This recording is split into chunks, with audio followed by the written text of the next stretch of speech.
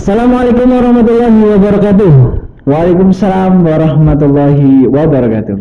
Iya, sahabat Anur dimanapun Anda berada, alhamdulillahirabbil alamin. Puji syukur kehadirat Allah Subhanahu wa taala.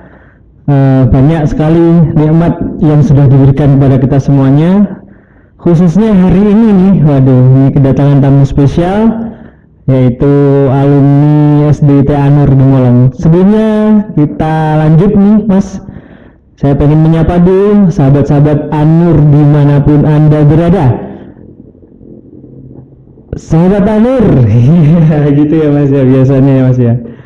Siap. Berkarakter Islami dan berprestasi. Iya, itu adalah jargon yang harus kita bawa kemana-mana. Bahwa Anur itu orangnya berkarakter, anak-anaknya berkarakter, dan juga Islami, pastinya begitu. Baik, sudah bersama kita hari ini kedatangan tamu spesial.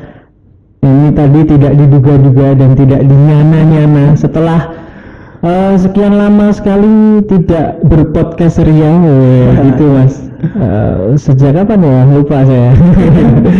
Ya, hari ini kita mulai lagi nih bersama Mas Habib. Silakan boleh diperkenalkan dulu sama sahabat Anur, Mas. Baik, terima kasih sebelumnya. Assalamualaikum warahmatullahi wabarakatuh. Waalaikumsalam. Selamat pagi, selamat berjumpa sahabat Anur semuanya. Izinkan perkenalan.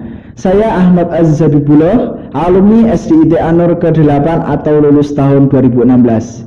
Saat ini saya menempuh pendidikan di Farmasi Fakultas Kedokteran Universitas Diponegoro Semarang, dan saat ini saya berdomisili di Gabukan Tanon Sragen. Oke, oh asli Sragen, Gabukan ini Mas ya? Iya betul Mas. Oke. Mas Habib, aduh ini sedikit cerita-cerita nih, flashback dulu Mas ya. Kira-kira lulus tahun berapa nih di Anur, dan bisa dijelasin nggak suka duka ataupun experience anak kuliah nih, experience apa yang sudah didapat ketika di Anur dulu, seperti itu.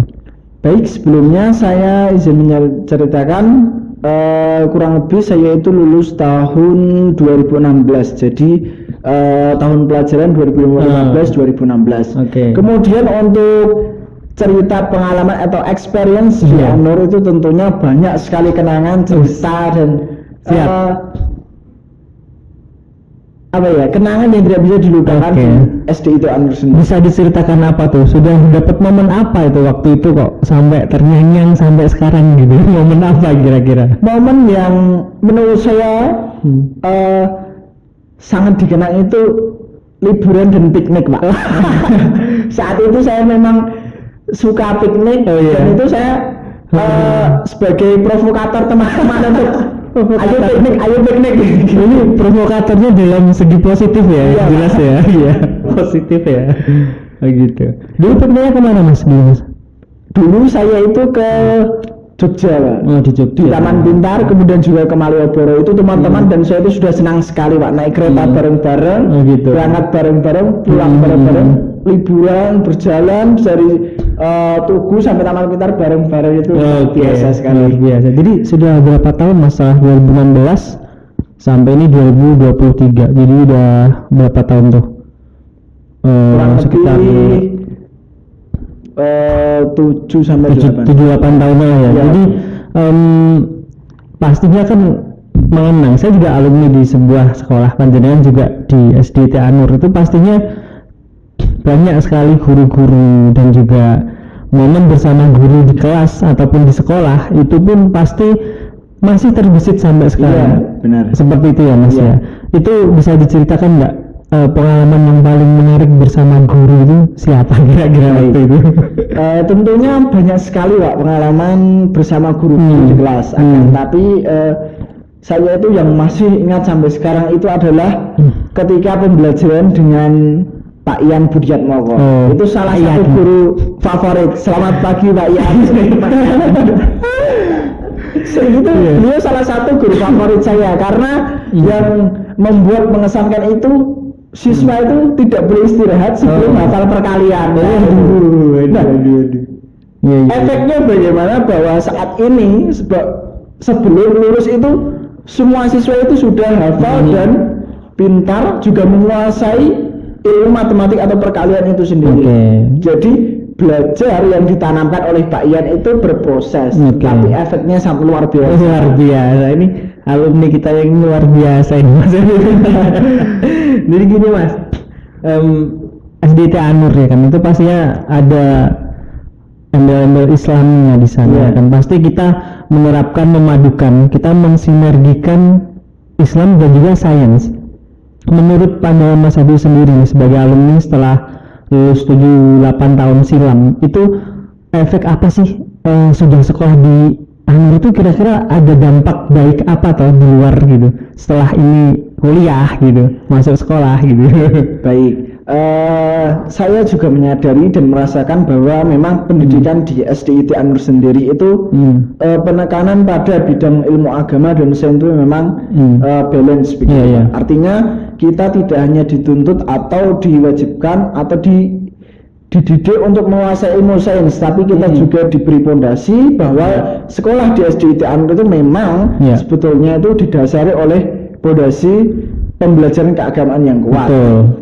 Kemudian akan timbul pertanyaan, apa atau manfaatnya begitu ya? Ya, begitu kira-kira. Sampai saat ini saya merasakan bahwa ilmu-ilmu yang telah saya dapatkan dari SDIT Anur, terutama ilmu keagamaan, itu saya rasakan ketika saya benar-benar terjun di masyarakat dan benar-benar merasakan atau merealisasikan ketika saya itu berada di lingkungan yang heterogen. Artinya bahwa ilmu yang diajarkan oleh Bapak Ibu di SDIT Anur itu tidak sepenuhnya dapat kita aplikasikan atau dapat kita manfaatkan pada saat itu juga, akan tapi sangat bermanfaat pada kemudian hari di mana seorang peserta didik itu akan merasakan atau menemukan kejadian atau peristiwa yang hubungannya dengan lingkungan heterogen. Begitu, oh jadi banyak sekali materi pelajaran yang ada di SDIT Anur panjenengan implementasikan di masyarakat yang begitu banyak warna, ada yang begini, ada yang gitu ya kan. Tapi itu pada akhirnya panjenengan bisa implementasinya bisa sukses gitu kan, berarti kan. Jadi tidak ada efek buruk menurut saya kalau saya telaah dari apa yang panjenengan sampaikan tadi. Nah, Mas Habib, sebelum kita jauh ke kegiatan panjenengan sekarang ya, ini Mas Habib ini orangnya menggebu-gebu sekali ternyata. Padahal tadi pendiam loh, ternyata kalau jadi kasih mikrofon beda ini ternyata ya. Jadi Mas Habib, saya pengen sedikit mengorek tentang pribadinya sedikit, nggak apa Mas ya? Jadi aman, pokoknya aman kita. Era pandemi, kita melewati era pandemi kan. Pendidikan kita pasti mengalami apa ya, sedikit banyak pasti ada degradasinya seperti itu. Benar. Apa yang Mas Habib rasakan? Apa yang Mas Habib, pandangan apa sih? Pendapat apa Mas Habib tentang terjadinya pandemi, terus efeknya apa kepada pendidikan kita, terutama di usia dini kan?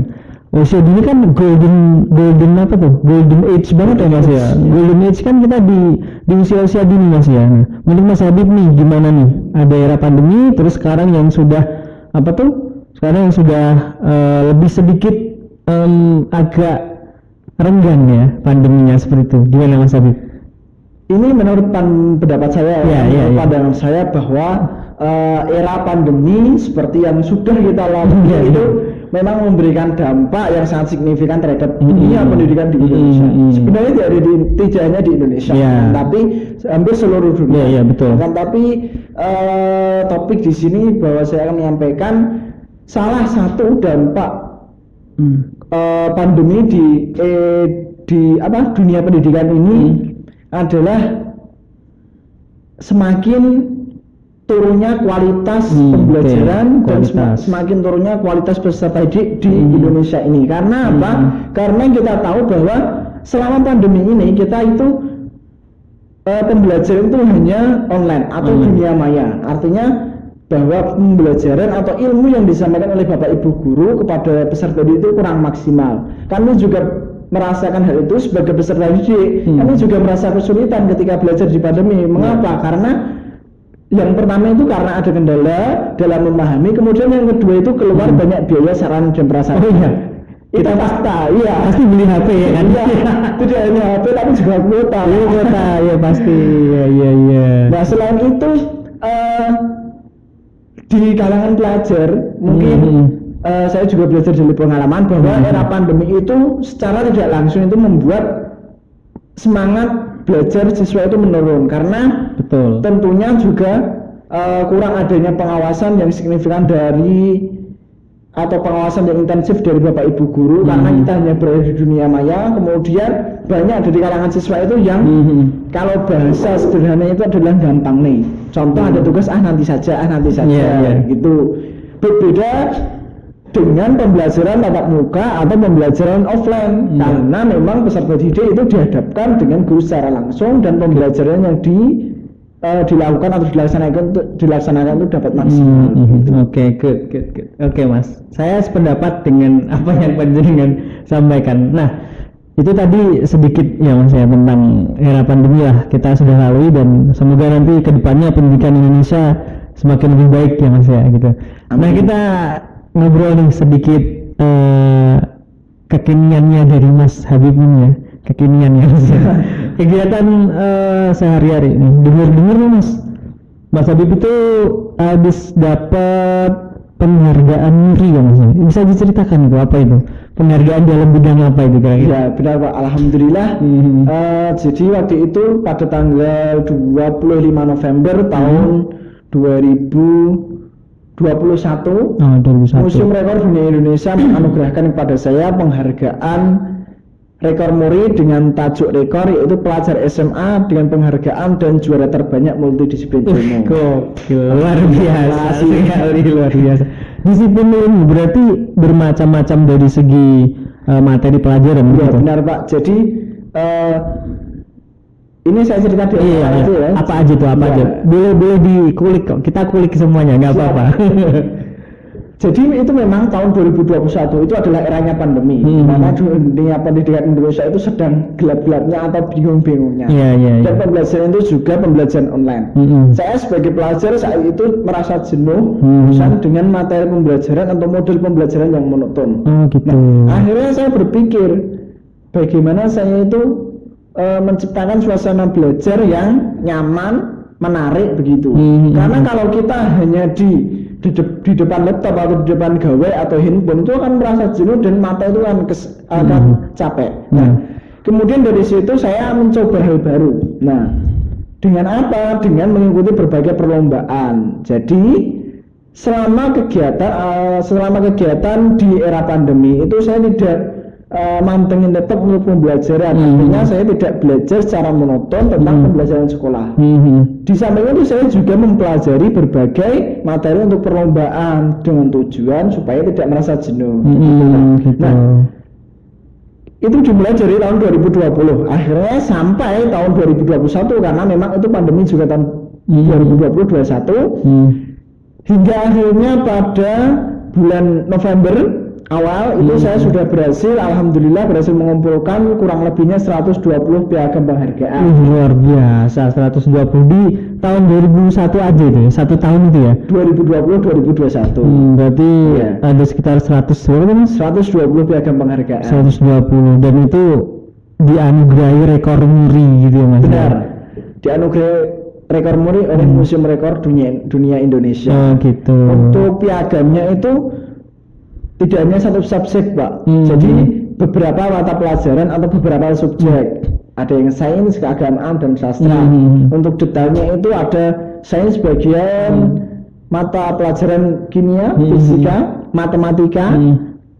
Kemudian juga ada untuk karya sastra itu ada karya sastra puisi dan ada karya sastra dongeng atau orang-orang itu sekarang manggilnya itu sebagai karya sastra antologi. Apa itu? Karya sastra antologi itu apa itu Mas? Bisa dijelaskan? Karya sastra antologi itu merupakan salah satu karya sastra di mana penulisnya itu banyak dan saya termasuk di dalamnya. Alhamdulillah sampai bulan November tahun 2021 saya sudah bisa menerbitkan sekitar 20 buku ber-ISBN. Luar biasa Mas Habib ini.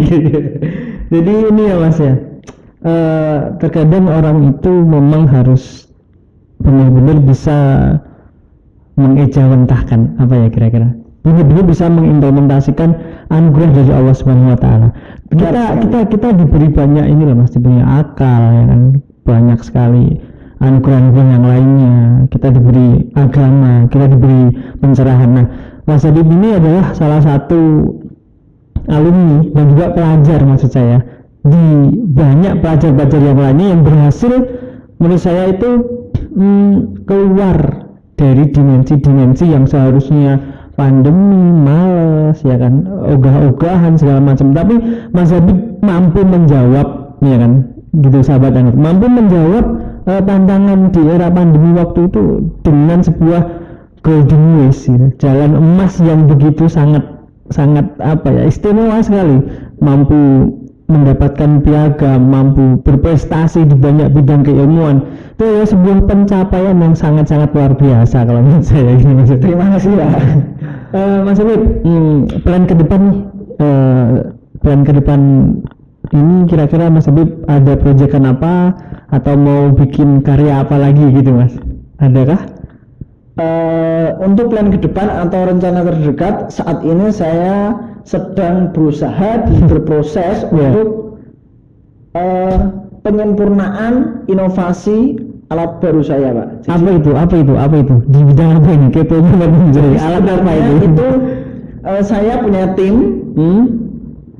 Pada masa pandemi itu saya membuat inovasi alat baru yang disebut sebagai, bahasa sederhananya itu, penyemprot disinfektan otomatis. Oh iya. Nah, kesehatan ini ya berarti. Iya. Saat itu alat tersebut kita ajukan ke lomba Krenova juga di Kabupaten Sragen. Dan saat ini saya masih dalam proses penyempurnaan bagaimana menciptakan alat yang serupa dengan program-program yang lebih baik, tapi fokusannya saat ini bukan di pandemi, lebih ke bidang pertanian begitu. Oh, jadi pertanian gitu. Karena saya melihat bahwa Indonesia itu adalah masyarakat atau hampir seluruh masyarakatnya itu berprofesi sebagai petani. Nah, kemudian saya itu ingin menciptakan inovasi baru di mana alat yang saya ciptakan itu dapat bermanfaat bagi orang petani. Gitu. Jadi memang ada proyek di dunia pertanian juga Mas ya, dengan melihat tanah yang begitu luar biasa, agrarisnya negara Indonesia ini. Mas Habib punya Jawa itu men-men ya Mas ya, punya punya giroh semangat untuk ikut serta dalam memperhatikan dunia pertanian kita. Memang dunia pertanian kita itu ya seperti yang panjenengan tahu lah ya, banyak sekali juga hal yang harus sektor-sektor lain pun juga banyak yang harus diperbaiki seperti itu Mas ya. Betul. Kita tidak akan jauh ke sana Mas ya. Kita di dunia pendidikan. Kita kembali lagi ke dunia pendidikan. Sudah selesai dan mengalami banyak sekali fenomena, peristiwa-peristiwa yang sangat mengharukan saya, dengan banyak berhasil mengikuti ajang-ajang lomba dan itu bergengsi pasti Mas ya. Alhamdulillah. Itu respon dari keluarga gimana Mas? Saya pengen tahu nih, keluarga, support dari keluarga itu yang penting sekali Mas ya. Coba bisa dijelaskan support keluarga waktu itu seperti apa Mas? Dari SDIT tuh, dulu SDIT-nya dipaksa apa kemauan sendiri atau gimana? Dulu saya cerita. Dulu itu jujur awalnya saya masuk SD itu karena ngikut teman. Ya, karena dulu itu kan saya sekolah kok nggak ada temannya penting ngikut temannya gitu. Barengannya gitu. Masuk akal ya waktu usia itu ya. Karena usia itu kan lulusan TK Pak. Iya. Apa ya disuruh milih sekolah sih? Mungkin. Iya betul. Terus. Nah kemudian setelah saya di situ, kemudian saya juga merasakan ternyata ini adalah pilihan yang terbaik, dan itu saya juga menyadari bahwa saya itu di sekolah atau menempuh pendidikan di sini itu bukanlah hal yang salah. Nah Begitu Pak. Oke, bukan hal yang salah sekolah di SDIT Anur. Nah, gitu. Terus sampai besar usia dewasa banyak sekali kan tadi diceritakan di awal, banyak sekali menempuh pendidikan yang tidak mudah di era pandemi dan juga mendapatkan banyak penghargaan. Support keluarga. Seberapa sih effort dari keluarga untuk bisa mengentaskan Mas Habib sampai sekarang itu seperti apa? Ini untuk keluarga-keluarga Bapak Ibu di luar sana juga nanti bisa sama nggak nih dengan orang tuanya Mas Habib gitu. Silakan Mas. Untuk support keluarga, jadi sebenarnya itu keluarga atau dari orang tua saya sendiri itu tidak pernah menuntut kamu harus begini, kamu harus begini. Luar biasa. Tidak ada yang menuntut. Nah, hanya saja orang tua itu dengan pasti, orang tua saya ya, maksudnya dengan pasti akan mendukung apa hal yang bermanfaat untuk anaknya. Oke. Nah, kemudian atau kebetulan saya di sini memilih gimana ya, jalan-jalan atau saya memilih, saya itu sukanya lomba. Kenapa suka lomba? Karena itu saya ingin melihat dunia lain. Jadi kita itu sekolah itu tidak hanya melihat sekolah kita sendiri, gitu Pak. Nah, keluarga menanggapi hal tersebut sangat support dan sangat memfasilitasi. Sebenarnya begitu, memfasilitasi apa yang menjadi keperluan, apa yang menjadi kebutuhan saya untuk mengikuti perlombaan-perlombaan. Dan perlombaan itu tidak ada tuntutan kamu harus lomba ini. Jadi yang benar dan yang seharusnya dilakukan bahwa setiap anak itu memang memiliki bakat dan minatnya masing-masing. Itu. Iya, jadi anak itu tidak bisa dipaksakan atau disamakan dengan lain. Bisa jadi seorang anak itu pintar di bidang A tidak bisa di bidang B, anak yang lain pintar di bidang B tidak bisa di bidang A. Nah, betul sekali. Kemudian menanggapi hal tersebut bagaimana? Kalau saya, menurut pandangan pribadi saya, kita tidak perlu memaksakan apa yang tidak bisa. Lebih baik memaksimalkan apa yang bisa kita lakukan. Contoh begini. Kuat sini. Ya. Contoh gimana? Contoh gini. Si A itu pintar olahraga, si B pintar sains. Kita tidak perlu memaksakan si A untuk mempelajari sains, dan kita juga tidak perlu memaksakan si B untuk mempelajari olahraga. Mempelajari itu wajib, tapi cukup bisa, tidak harus pintar atau harus pandai. Daripada kita membuang waktu atau kita itu mempersulit diri untuk mengejar apa yang kita belum mampu, lebih baik dan lebih efektif kita memaksimalkan apa yang menjadi potensi kita, dan itu akan menjadi hal yang luar biasa. Luar biasa. Alumni SD Anur Demolong, teman-teman. Oke Mas Habib, ini hari Jumat ya, udah waktunya ini. Sebelum ditutup Mas, terakhir nih, harapan atau pesan-pesan untuk pelajar, utamanya di anak-anak di SD Anur Demolong, seperti apa Mas? Minta dikasih motivasinya atau saran bagaimana, silakan. Baik, untuk yang pertama saya berpesan kepada seluruh peserta didik atau adik-adik saya yang ada di SDIT Anur bahwa untuk terus semangat menuntut ilmu di SDIT Anur, berbakti kepada Bapak Ibu guru, dan tentunya selama di SDIT Anur silahkan dimanfaatkan potensi Anda semuanya, karena Bapak Ibu guru di SDIT Anur pastinya juga akan mendukung apa yang menjadi minat dan bakat Anda semua. Nah, kemudian untuk pelajar-pelajar di Indonesia umumnya, saya berpesan bahwa kita itu perlu mencoba hal baru. Artinya apa? Bahwa kita itu sebenarnya dan sesungguhnya itu memiliki potensi, kemampuan, keahlian di bidang masing-masing.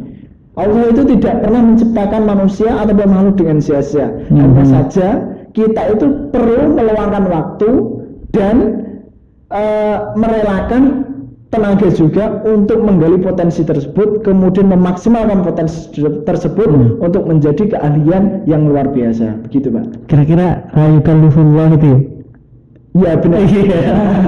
Dikit-dikit bisa ngaji Mas ya. Gitu Mas, tolong sedikit lagi minta Mas Habib untuk pelajar-pelajar yang masih TK nih, yang mau ke Anur juga masih dibuka PPDB-nya, untuk Mas Habib bisa diajak dong teman-teman adik-adik kita ini di luar sana. Untuk adik-adik yang masih usia TK ataupun Bimbang ya kemana nih gitu. mau sekolah di mana, ngikut temen atau kemana. Nah, Kan tadi ngikut temen tadi kan. saya dulu ngikut temen. Iya, sekarang dikasih motivasi dan diyakinkan loh, Ya. SDIT Anur Gumulong itu bukan kaleng-kaleng gitu ya. Terutama juga kepada orang tua karena usia TK tidak mungkin ya suruh daftar sekolah sendiri. Iya. Saya meyakinkan kepada orang tua menyampaikan bahwa SDIT Anur memang salah satu satuan pendidikan yang Islami, berkarakter, dan menciptakan insan-insan yang berprestasi. Di sini saya mengajak Bapak Ibu semuanya untuk menyekolahkan atau mengantarkan putra-putri panjenengan semua untuk menuntut ilmu di pendidikan SDIT Anur Gumulong. Iya, terima Tentunya kasih. di situ seluruh peserta didik atau seluruh putra-putri panjenengan tidak hanya diajarkan ilmu sains, teknologi, tapi juga diberi fondasi keagamaan yang kuat, sehingga diharapkan putra-putri panjenengan suatu saat kelak akan menjadi pemimpin-pemimpin dan penerus bangsa yang berkarakter, cerdas, terampil, dan berakhlak mulia. Luar biasa. Thank you very much for our beloved friend. Dikit-dikit saya bahasa Inggris bisa mas. Jadi Bapak Ibu semuanya, sahabat Anur dimanapun Anda berada, kita sudahi podcastnya ini. Terima kasih Mas Habib sudah berkenan rawuh di podcastnya SDIT Anur Gumulong. Semoga nanti apa yang panjenengan cita-citakan ke depan, apa yang panjenengan gagas bersama teman-teman itu mendapat ridho dari Allah Subhanahu Wa Taala. Itu yang paling penting. Amin ya rabbal alamin. Yang kedua, nanti banyak manfaatnya untuk masyarakat, khususnya di Sragen, umumnya di seluruh antero sejagat raya ini. Begitu Mas Habib. Terima kasih sudah berkenan rawuh Mas Habib. Dan sahabat Anur dimanapun Anda berada, demikian sedikit chit-chat kami di pagi hari ini bersama alumni SDIT Anur Gumulong. Terima kasih Bapak Ibu, sahabat Anur dimanapun Anda berada.